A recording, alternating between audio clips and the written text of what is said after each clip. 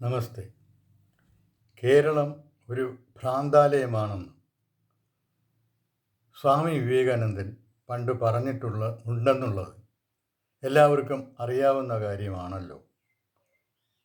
എന്തുകൊണ്ടാണ് സ്വാമി വിവേകാനന്ദൻ അങ്ങനെ ഒരു അഭിപ്രായം പറഞ്ഞത്? അത് അന്വേഷിക്കണം. എങ്കിലല്ലേ ആ ഭ്രാന്താലയത്തിന് അല്ലെങ്കിൽ ഭ്രാന്തിന് ചികിത്സ നൽകാൻ പറ്റുകയുള്ളൂ.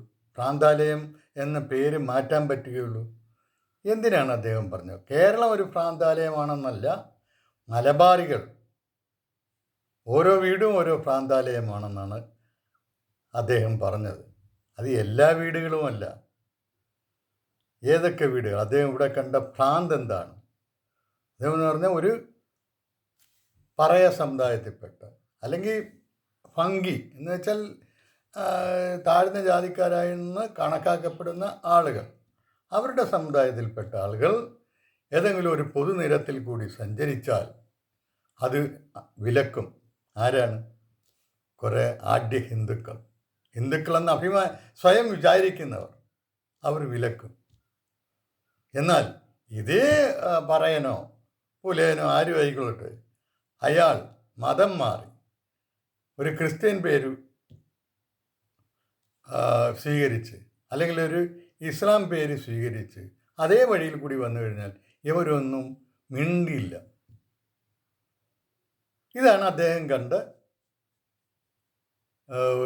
ഭ്രാന്തെന്ന് പറയുന്നത്. അതായത് സ്വന്തം മതത്തിൽപ്പെട്ട ഒരാൾ വന്നു കഴിഞ്ഞാൽ അവനെ ജാതി പറഞ്ഞ് അകറ്റി നിർത്തുകയും മറ്റു മതങ്ങളിൽപ്പെട്ട ആളുകൾ വന്നാൽ അവർക്ക് കസേരയിട്ട് കൊടുക്കുകയും ചെയ്യുന്ന ഭ്രാന്ത്. ഇവരൊക്കെ എന്താണ് ചെയ്തത്? ഈ ഭ്രാന്തന്മാർ നൂറ്റാണ്ടുകളായിട്ട് ചെയ്തു പോകുന്നതെന്ന് പറഞ്ഞു കഴിഞ്ഞാൽ ഹിന്ദുമതത്തെ നശിപ്പിക്കുക എന്നുള്ളതാണ്. അവരുടെ കസ്റ്റഡിയിലാണ് ഹിന്ദുമതം എന്ന് അവർ വിശ്വസിക്കുന്നു. ആ കസ്റ്റഡിയിലുള്ള സാധനത്തെ തന്നെ നശിപ്പിക്കുക എന്നുള്ള ഏർപ്പാടാണ് ഈ ആഢ്യമന്യന്മാർ ചെയ്തു പോന്നിരുന്നത്. അതുകൊണ്ട് എന്താണ്? ഹിന്ദുമതത്തിൽ നിന്ന് ഒരുപാട് ആളുകൾ, ലക്ഷക്കണക്കിന് ആളുകൾ മറ്റു മതങ്ങളിലേക്ക് ഈ പീഡനം, വിവേചനം പേടിച്ച് അല്ലെങ്കിൽ വിവേചനത്തെ എതിർത്ത് മറ്റു മതങ്ങളിലേക്ക് കുടിയേറി പരിവർത്തനം ചെയ്തു മാറി. അങ്ങനെയാണ് ഇവിടെ ഇഷ്ടം പോലെ മുസ്ലിങ്ങളും ക്രിസ്ത്യാനികളും ഉണ്ടായിട്ടുള്ളത്. ഇങ്ങനെ ഉണ്ടായ ക്രിസ്ത്യാനികളുടെ അനുഭവം അല്ലെങ്കിൽ അവരുടെ മനോഭാവം എന്തായിരിക്കും? ഹിന്ദുമതത്തോടുള്ള വെറുപ്പ്. അതായത് ഹിന്ദുമതത്തെ വെറുക്കുന്നവരെ സൃഷ്ടിക്കുന്നവരായി മാറി ഈ ആഢ്യമന്യന്മാർ. തൻ്റെ മതത്തെ വെറുക്കുന്നവരെ നിരന്തരം സൃഷ്ടിച്ചുകൊണ്ടിരിക്കുക. അതിന് മതപരിവർത്തനത്തിന് പാതിരിമാർക്കും മറ്റുള്ളവർക്കും സഹായം ചെയ്തു കൊടുക്കുക. ഇതാണ് ഇവർ ചെയ്യുന്ന അഞ്ചാം പത്തിയെ പോലെ നിൽക്കുന്ന രാജ്യത്തെ അല്ലെങ്കിൽ നിൽക്കുന്ന പ്രസ്ഥാനത്തെ നശിപ്പിക്കുക. ഇത് സ്വാമി വിവേകാനന്ദൻ ഇത് പറയുന്നത് 1897-ലും 92-ലാണ് തിരുവിതാംകൂറിനെ കുറിച്ച് പറയുന്നത്. ഇതേ സംഗതി തന്നെ 97-ൽ അദ്ദേഹം മലബാറിൻ്റെ കാര്യം പറയുന്നു. അതിലാണ് ഈ ഭ്രാന്താലയത്തിൻ്റെ കാര്യം പറയുന്നത്. അദ്ദേഹം ഇത് പറഞ്ഞിട്ട്, അദ്ദേഹം ഒരു സന്യാസിയാണെന്ന് ഓർക്കണം, അദ്ദേഹം ഇത് പറഞ്ഞിട്ട് ഒരു മാറ്റവും ഇവിടെ സംഭവിച്ചില്ല. എല്ലാം പഴയതുപോലെ തന്നെ തുടർന്നു. വൈക്കം സത്യാഗ്രഹം വരുന്നു. ഇതേ വഴി നടക്കുന്ന കാര്യത്തിന് വേണ്ടിയുള്ള സമരമായിരുന്നു. എന്നിട്ട് എന്താണ് സംഭവിച്ചത്? അവിടെ ഒരു ഇണ്ടംതുരുത്തി മന, ഒരു നീലകണ്ഠൻ നമ്പ്യാതിരി അയാൾ മഹാത്മാഗാന്ധിയെ പോലും വീട്ടിലേക്ക് കയറ്റിയില്ല. വൈശ്യനാണ്, അതുകൊണ്ട് എൻ്റെ വീട്ടിൽ കയറാൻ പറ്റത്തില്ലെന്ന്. ഇയാളെപ്പോലുള്ള ഭ്രാന്തന്മാരാണ് ഈ ഹിന്ദു ക്ഷേത്രങ്ങളിലെ കസ്റ്റോഡിയന്മാരായി അന്നും തുടർന്ന് ഒരുപാട് കാലവും. 1936-ലാണല്ലോ ഈ ക്ഷേത്രപ്രവേശന വിളംബരം ഉണ്ടാകുന്നത്. അതുവരെ ഇവർ മറ്റുള്ളവരെ കയറ്റത്തില്ല, അമ്പലത്തിലേക്ക് കയറ്റത്തില്ല, ആ വഴിക്ക് നടക്കാൻ സമ്മതിക്കത്തില്ല. എന്തൊരു അതിനീചമായിട്ടുള്ള വിവേചനമാണ് ഇവർ നടത്തിപ്പോകുന്നതെന്ന് ഓർക്കണം. ഹിന്ദു സമൂഹത്തെ നശിപ്പിക്കുന്ന ഏജൻറ്റുമാരായിട്ടാണ് ഹിന്ദുമതത്തിലെ വലിയ ആളുകളെന്ന് ഭാവിച്ച് നടക്കുന്ന ഇവരെല്ലാം ചെയ്തത്. അവരുടെ പിന്മുറക്കാരായിട്ട് അല്ലെങ്കിൽ അവരുടെ ഈ പാരമ്പര്യം, വിവേചന പാരമ്പര്യം പിന്തുടരുന്ന ആളുകൾ ഇപ്പോഴും ഉണ്ട്. അത് നമ്പൂതിരിമാർ തന്നെ ആകണമെന്നില്ല, മറ്റു സമുദായക്കാരിലുണ്ട്. മറ്റു സമുദായക്കാരാണ് ഇവരെ നമ്പൂതിരിമാരെയും സംരക്ഷിച്ചു നടക്കുന്നത്. അവരിലുണ്ട്, ധാരാളമുണ്ട്. ജാതി പറഞ്ഞ് ഒരു കാര്യം നിങ്ങൾ മനസ്സിലാക്കണം, ഈ ജാതി മതം, ഹിന്ദുമതത്തിൽ ജാതി ഒരു ഘടകമേ അല്ല. ഹിന്ദുമത തത്വങ്ങളിലെങ്ങും ഈ ജാതിയെക്കുറിച്ച് പറയുന്നില്ല. ഹിന്ദുമതത്തിൻ്റെ അടിസ്ഥാന തത്വങ്ങളിൽ ജാതി ഒരു ഘടകമല്ല എന്നുള്ളത് നമ്മൾ മനസ്സിലാക്കണം. നമ്പൂതിരിമാരെല്ലാം ബ്രാഹ്മണരാണെന്ന് എങ്ങും പറയുന്നില്ല. നായന്മാരെല്ലാം ശൂദ്രരാണ് എവിടെയും പറയുന്നില്ല. ആ കാര്യം മനസ്സിലാക്കണം. പിന്നെ എങ്ങനെയാണ് ഇവരൊക്കെ ബ്രാഹ്മണന്മാരും ശൂദ്രന്മാരും ഒക്കെ ആയത്? അത് ചോദ്യം ചെയ്യണ്ടേ? ഭ്രാന്തല്ലേ ഇതെല്ലാം?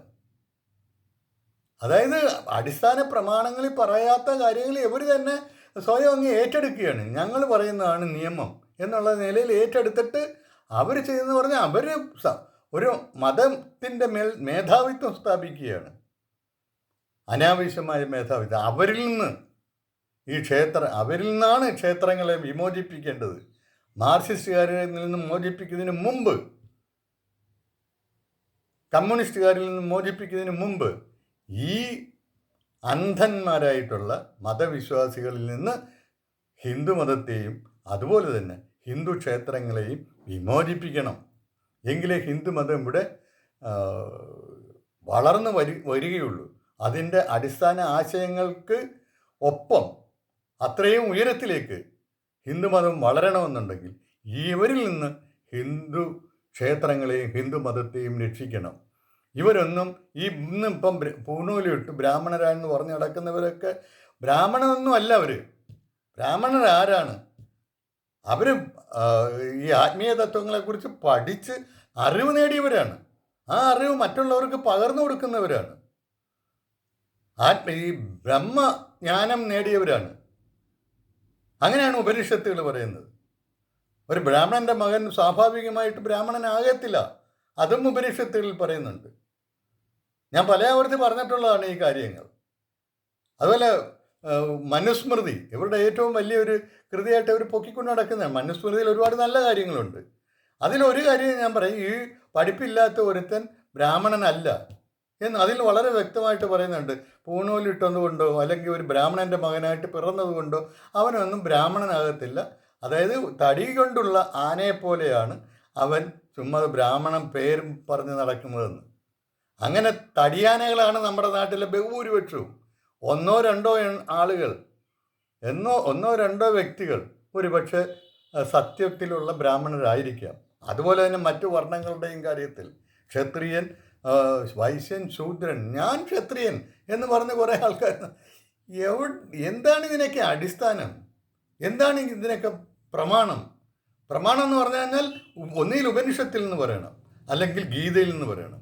അല്ലാതെ രാമായണവും മഹാഭാരതവും ഒന്നും എടുത്തുകൊണ്ട് വരരുത്. അതൊക്കെ ഈ തത്വങ്ങൾ പ്രചരിപ്പിക്കുന്നതിന് വേണ്ടി എഴുതിയ കൃതികളാണ്.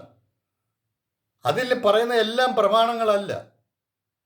ഇതിന് ഉപനിഷത്ത് പ്രമാണങ്ങൾക്കോ അല്ലെങ്കിൽ ഗീതയിൽ പറയുന്ന കാര്യങ്ങൾക്കോ അനുരൂപമായിട്ടുള്ള, അതുമായിട്ട് യോജിച്ചു പോകുന്ന എന്തെങ്കിലും കാര്യങ്ങൾ അതിനകത്തുണ്ടെങ്കിൽ അതാണ് സ്വീകരിക്കേണ്ടത്. എന്നിട്ട് ഈ വിദ്വാന്മാർ ആ പഴയ അന്ധമതക്കാരാണവർ, ഹിന്ദുമതക്കാരല്ല. അന്ധമതക്കാരുടെ അനുയായികളായിട്ടുള്ള അവരുടെ വിവേചന പാരമ്പര്യം ഇപ്പോഴും കൈവശം വെച്ചു പോരുന്ന ചില ജാതിക്കാർ, അവർ ഹിന്ദു സന്യാസ സംഗമത്തിൽ സന്യാസിമാർ ചില നിർദ്ദേശങ്ങൾ ഇപ്പോഴും മുന്നോട്ട് വയ്ക്കുകയുണ്ടായി. ആ നിർദ്ദേശങ്ങൾ ഈ കൂട്ടർ ചോദ്യം ചെയ്യുകയാണ്. സന്യാസിമാർക്ക് എന്താ ക്ഷേത്രത്തിൽ കാര്യം? ഞങ്ങൾ നോക്കണം. ഈ ക്ഷേത്രം എന്ന് പറഞ്ഞാൽ നിങ്ങളുടെ ആണോ?